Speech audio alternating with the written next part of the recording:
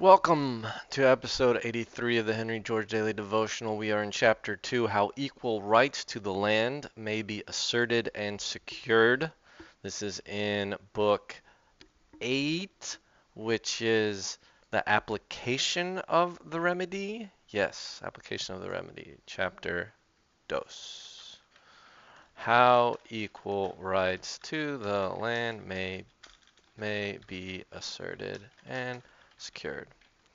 Apropos of typing, I had a friend who posted his words per minute of 180 for 30 seconds of typing. 180 words per minute. He is a fast typer. George writes, who knows how quickly he typed this, but it's not about the speed, it's about the truth. We have traced the want and suffering that everywhere prevail among the working classes. The recurring paroxysms, this means of industrial depression, this means recessions, depressions, and war sessions, as I call them. The scarcity of employment, the unemployment wage, what do we call that? The unemployment stat, the unemployment, what's the term people use now? The unemployment rate. The stagnation of capital, the tendency of wages to the starvation point that exhibit themselves more and more strongly. Yes, minimum wages, I guess factories lying fallow. I don't know if that's the right term. Lying not used. Sure seems like he is writing about things applicable to today, not simply things applicable to the 19th century. These things exhibit themselves more and more strongly as material progress goes on, to the fact that the land on which and from which all must live is made the exclusive property of some. We have seen that there is no possible remedy for these evils but the abolition of their cause. Yes, what is their cause? We have seen that private property in land has no warrant in justice, but stands condemned as the denial of natural right. A subversion of the law of nature that as social development goes on must condemn the masses of men to a slavery the hardest and most degrading. We have weighed every objection and seen that neither on the ground of equity or expediency is there anything to deter us from making land common property by confiscating rent. But a question of method remains. How shall we do it? I was just talking to a friend last night about how approximately in my area, in a nice suburb, half of the purchase price of a house, uh, and I always, these days, the Georgist in me says you're purchasing land and a house. Colloquially, we say, well, you buy a house, and we imply you're also buying the land. So the sale price of this piece of real estate approximately is half for land, half for the structure.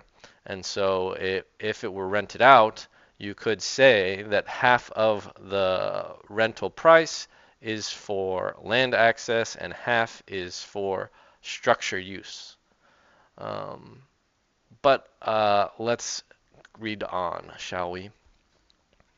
Um, we should satisfy the law of justice.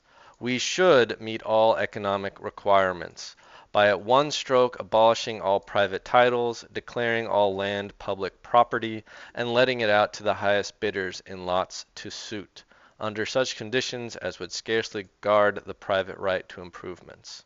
But going back to my house example, that is when you purchase the home. 1 year later, the structure will have materially degraded as the water heater has worn out a bit, as the roof has worn out a bit, as the dishwasher has worn out a bit. However, the land will have increased in value.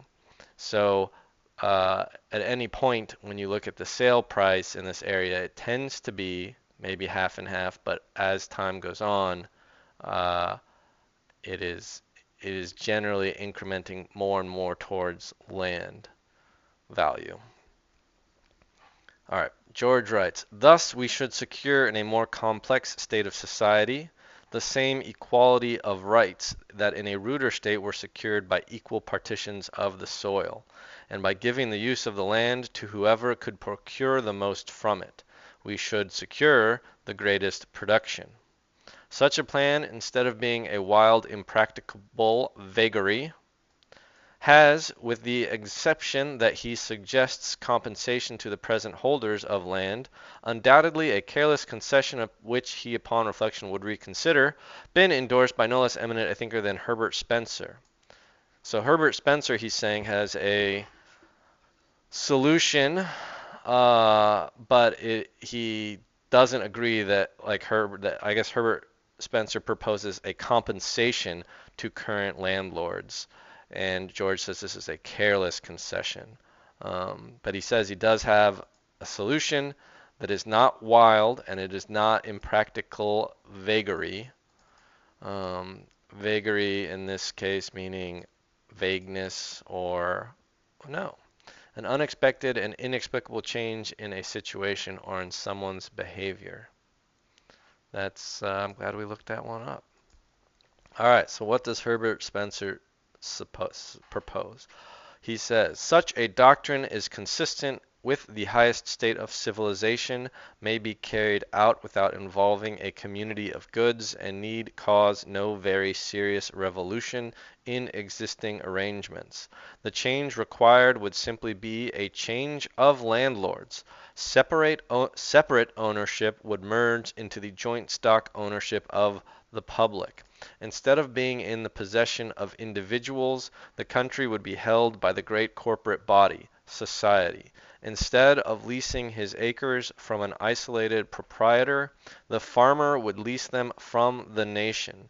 Instead of paying his rent to the agent of Sir John or his Grace, he would pay it to an agent or deputy agent of the community. Stewards would be public officials instead of private ones, and tenancy the only land tenure. Tenancy would be the only land tenure. This was just a weird way of starting. Such a doctrine is consistent. It's like, well, we today when we say such, we usually say that afterwards, after stating the thing.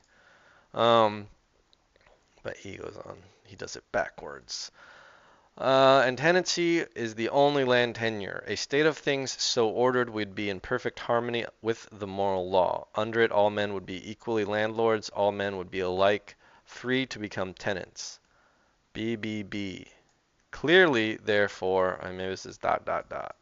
Clearly, therefore, on such a system, the earth might be enclosed, occupied, and cultivated in entire subordination to the law of equal freedom. I guess Herbert Spencer here does not talk about compensating present holders of land. He just simply says we shift the land ownership to the public, and that instead of paying rent to a landlord, you pay it to all of your friends and all of your community, which is supposedly what the Commonwealth is. George continues. But such a plan, though perfectly feasible, does not seem to me the best, or rather I propose to accomplish the same thing in a simpler, easier, and quieter way than that of formally confiscating all the land and formally letting it out to the highest bidders. To do that would involve a needless shock to present customs and habits of thought, which is to be avoided. To do that would involve a needless extension of governmental machinery, which is to be avoided. It is an axiom of statesmanship which the successful founders of tyranny have understood and acted upon that great changes can best be brought about under old forms. This is sort of where I'm struggling at nowadays, is how to bring about these great changes. And George is saying an axiom of statesmanship, the successful founders of tyranny, so we'll learn from them, is that it can best be brought about under old forms. I don't know. Revolution is so, like, when I'm dealing with really ugly code when I'm programming, revolution is so much more satisfying and clear to me when things have gotten really bad. Like when you just scrap it, do a big refactor. I don't know. Letting the government confiscate all land doesn't seem so horrible to me. But it is true, I am pretty scared of extension of governmental machinery. I would want to like, yeah, if like the United States were to, the government were to collapse, then whatever government then arises, I would be like, okay, you can own all the land, and everyone rents it from you. Um, Whoever bids the highest, maybe you use a Vicray auction or the sealed blind auctions or whatever. Second highest is what the highest bidder wins and pays what the second highest bid was. These sorts of auctions. But I suppose, yeah, if we don't want to wait around for the American, well, I mean, if you were to just keep America, the United States in power, then I guess using the land value tax that George is about to propose is the smoothest way. And it is what I advocate for and talk about a lot. Um, so George writes, we who would be free men should heed the same truth that the founders of tyranny have understood. It is the natural method. When nature would make a higher type, she takes a lower one and develops it. This also is the law of social growth. Let us work by it. With the current, we may glide fast and far. Against it, it is hard pulling and slow progress.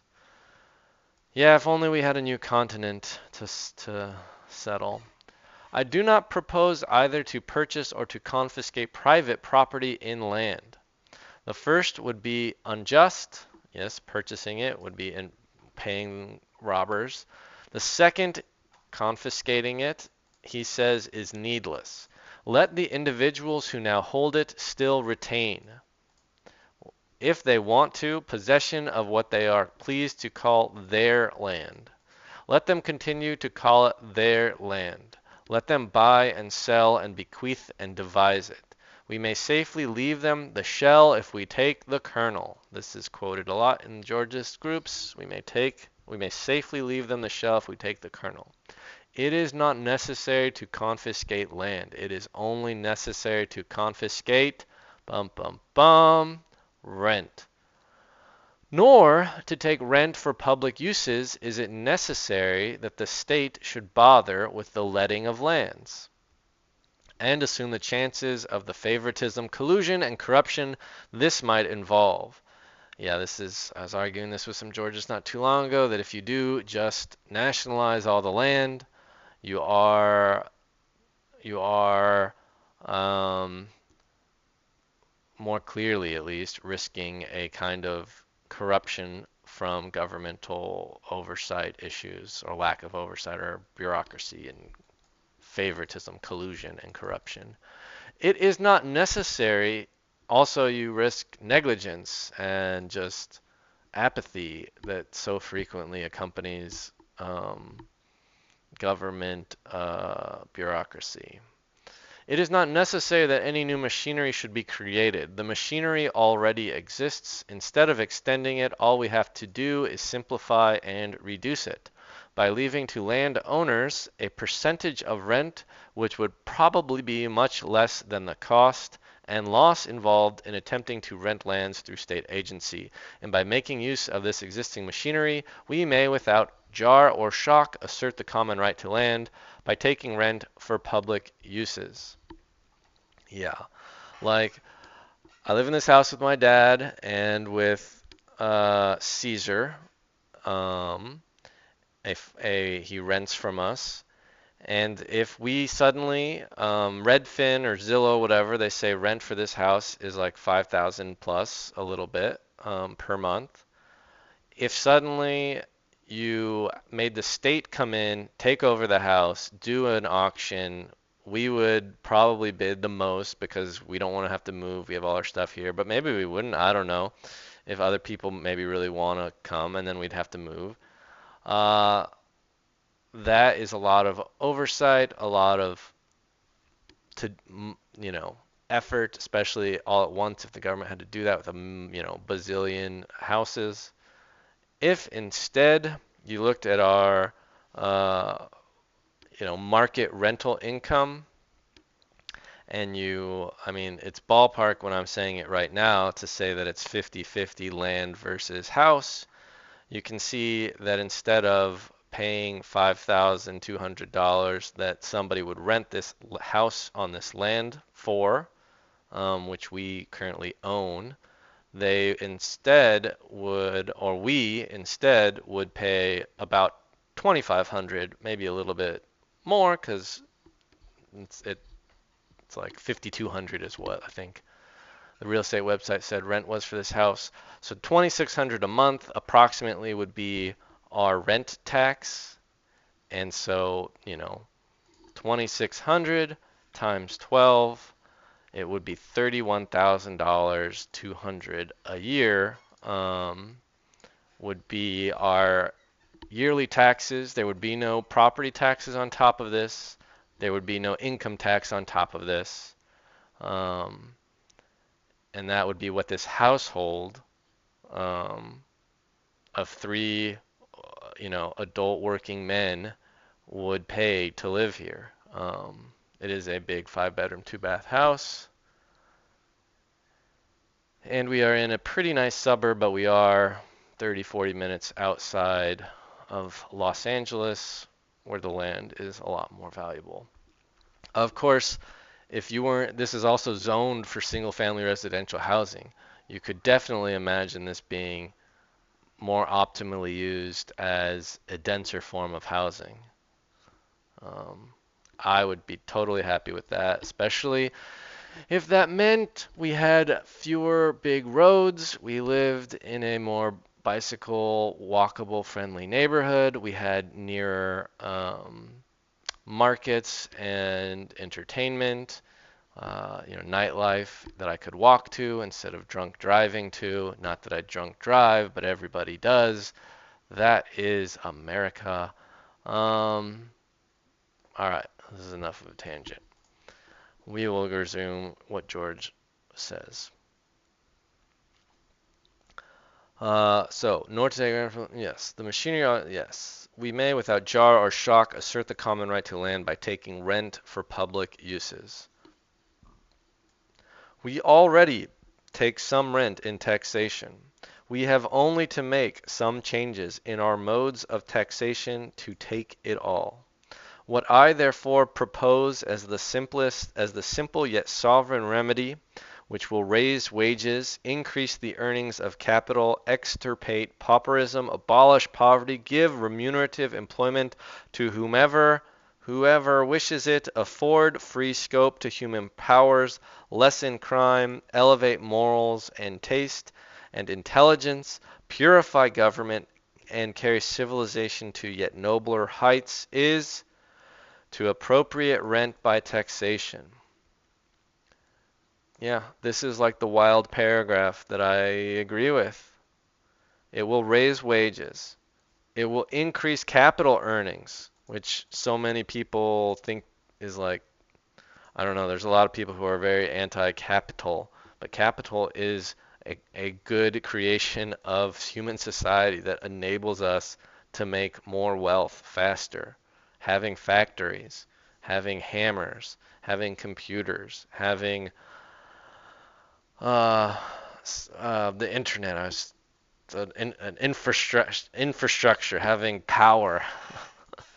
It would extirpate pauperism, abolish poverty, and I think by poverty we're meaning this kind of desperate destitution sort of poverty.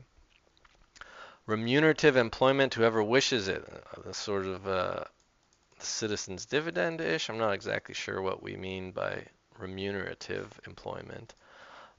Free scope to human powers, lessen crime, certainly. Elevate morals. This is his whole theory that being wealthy enables you to be more moral, more noble. Elevate taste. Hello, Scarlet Rob 555. What do you think of the idea of appropriating land rent by taxation. And purify government and carry civilization to yet nobler heights. No, we can't even imagine how noble might we become. In this way, the state may become the universal landlord without calling herself so, and without assuming a single new function.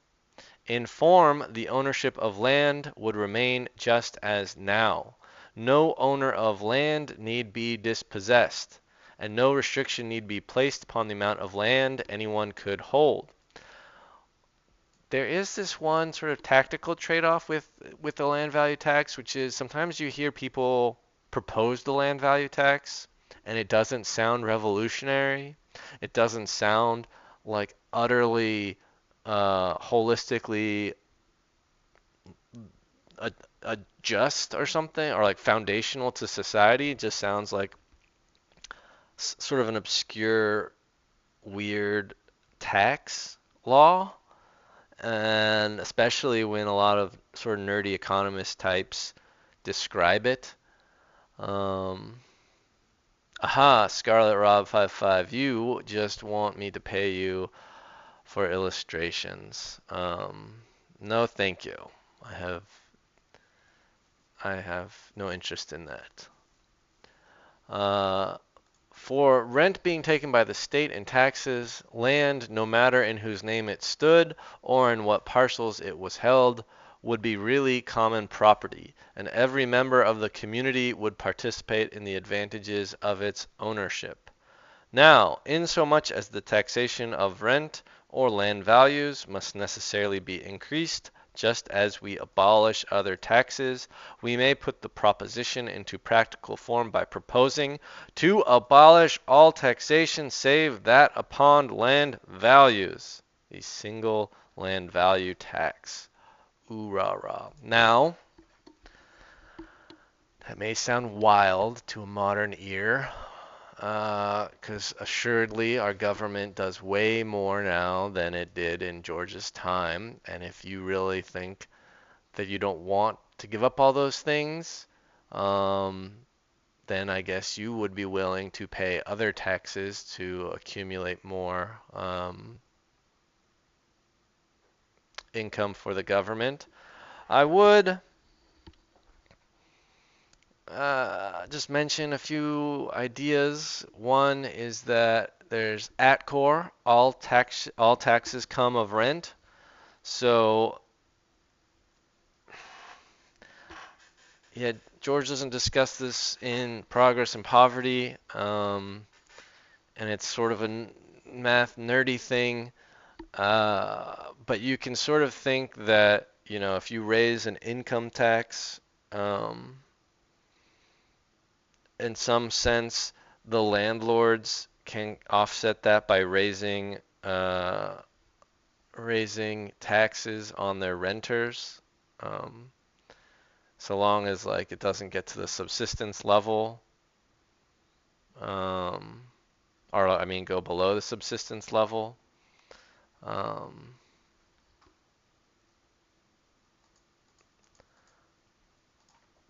I don't know. So you can Google that in your own time. The other just empirical thing is that, you know, there is this funny thing that the government sort of tends to always gather the same percentage of gross domestic product. When they raise taxes more, less is produced. So while they gain more of what is produced because less is produced, it's about as much as if they had taxed at a lower rate and more had been produced. And this is like there's a graph that shows this that I saw not too long ago from a reputable source that I don't remember. You can Google for this too, I guess. What is it called? Maybe we spent some time looking at this. Law of, not rent, but does government taxes always, graph of government gross tax income.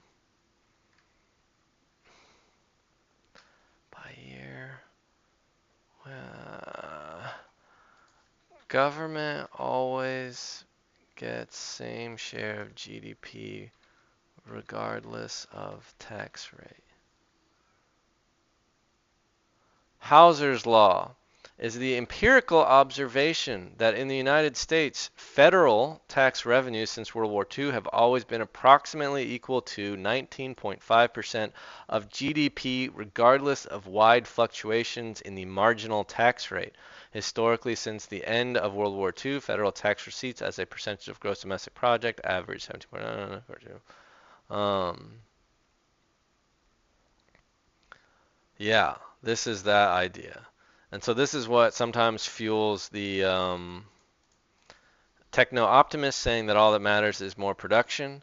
But the problem with just more production, right? How do I explain it? You could have, you could have, you know, poor people, rich people, and then so, and then so like the total is, this much together, and then GDP takes 20% of that. And then you could have progress where poor people continue making this much and rich people make this much. So GDP is now this much. This is GDP over here. And then the government takes 20% of that. And you look at this. This is the techno-optimist problem. This is progress. It is true. Techno-optimists do cause progress. But the poor people, they're still poor. This is poor. Poor. Still poor. I'm drawing some really good visuals here if you're only listening.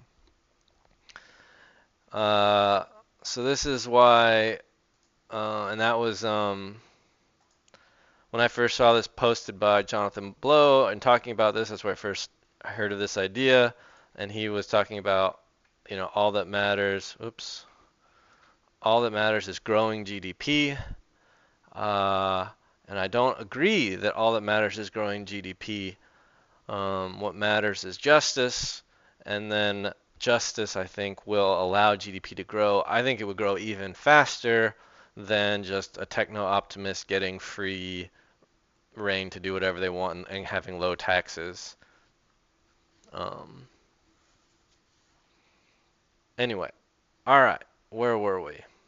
Yes, abolish all taxation save that upon land value taxes. I mentioned ATCOR, and I talked about Hauser's law. All right, we're going to finish this. As we have seen, the value of land is at the beginning of society nothing.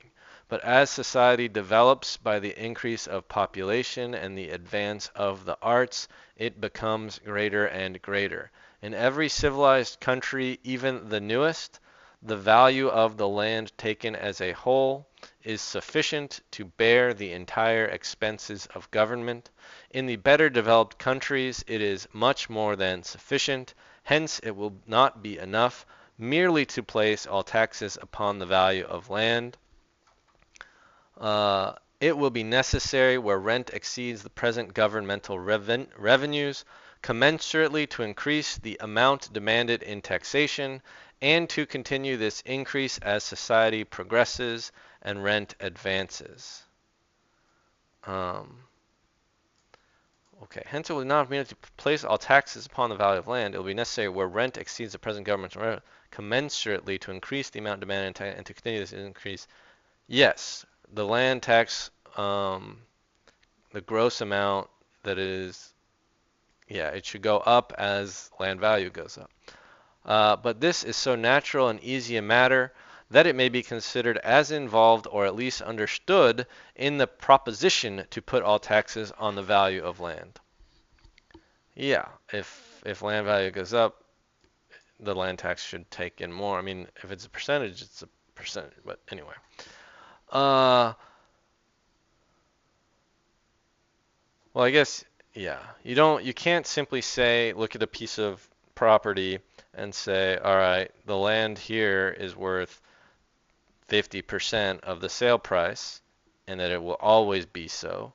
Over time, the land might become 60% or 70% of the sale price. So you have to think about that. It also might go down, but that's wouldn't be a generalized thing if society in general is progressing. When oh, where did I? Yes. That is the first step upon which the practical struggle must be made. When the hare is once caught and killed, cooking him will follow as a matter of course. When the common right to land is so far appreciated that all taxes are abolished, save those which fall upon rent, there is no danger of much more than is necessary to induce them to collect the public revenues being left to individual landholders. Okay, long sentence yet again.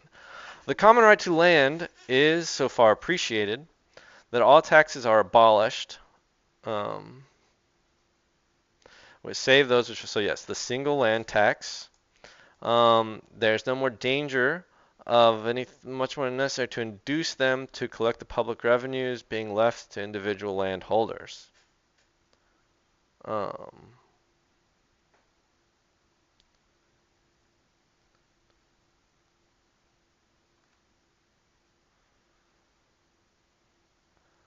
Alright, so when this is done, there's no danger of much more than is necessary to induce them to collect the public revenues being left. I don't know. I don't understand that sentence. Experience has taught me, for I have been for some years endeavoring to popularize this proposition. Yes, he had been writing for a while at this point. Wherever the idea of concentrating all taxation upon land values finds lodgment sufficient to induce consideration, all right, so wherever this gets popular, it invariably makes way, but there are few of the classes most to be benefited by it, who at first, or even for a long time afterward, see its full significance and power. Okay. It is difficult for working men to get over the idea that there is a real antagonism between capital and labor. Yes, we see this all the time. Whenever I'm talking to anyone very left-leaning or even explicitly socialist, they want to fight capital. It is difficult for small farmers, and this is so for small farmers and homestead owners to get over the idea that to put all taxes on the value of land would be to unduly tax them. Yes, all the rural people who own a bunch of land out in nowhere, they're like, oh, a land tax, I would get screwed. But that's not true, because owning 1,000 acres out in the middle of nowhere is not going to be taxed even nearly as much as, like, I don't know, 1 or 2 acres in the downtown area. It is difficult for both classes to get over the idea that to exempt capital from taxation would be to make the rich richer and the poor poorer. Yes, this is very hard for people to think that we should not have a capital gains tax. These I mean, also a bunch of there are like there's a whole industry about dodging the capital gains tax anyway. So wasteful. These ideas spring from confused thought. But behind ignorance and prejudice there is a powerful interest which has hitherto dominated literature, education, and opinion. A great wrong always dies hard, and the great wrong which in every civilized country condemns the masses of men to poverty and want will not die without a bitter struggle. I do not think the ideas of which I speak can be entertained by the reader who has followed me thus far. But inasmuch as any popular discussion must deal with the concrete rather than the abstract, let me ask him to follow me somewhat further, that we may try the remedy I have proposed by the accepted canons of taxation. In doing so, many incidental bearings may be seen that otherwise might escape notice. Yeah, so George says you may not be entertained by this quite yet, but he wants to go farther. All right. That's it. Oh, I wanted to also mention that in my little hypothetical of my house with the three of us here working, well, uh, I am working on a video game, haven't and don't have any income to speak of at the moment. Caesar works like part-time minimum wage jobs, and my dad is a half-retired doctor. And so, under a Georgist world, you would assume not only would them not have to pay an income tax, but you would also assume both wages would go up significantly, especially the minimum wage position. Actually, the doctor position, I'm not sure. Depends on if we maintain an artificial scarcity of doctors, which inflates their current wages anyway, because we don't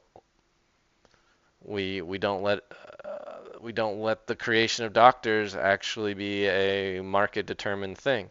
And then there is a George's question over how to treat the arts and copyright and that kind of thing, and how, if my game is at all successful, how much money I would make off of that. I don't know. Um, but it sure seems like paying 30-ish, 32,000-ish dollars a year in total taxes for owning this plot of land in this part of the world um, does not seem improper. Uh, oh, right, and you'd also abolish like sales taxes. So all the things that we buy over the course of the year. Anyway, ending the recording. Like, subscribe, share, think about, tell me if you agree, tell me if you disagree. Bye bye.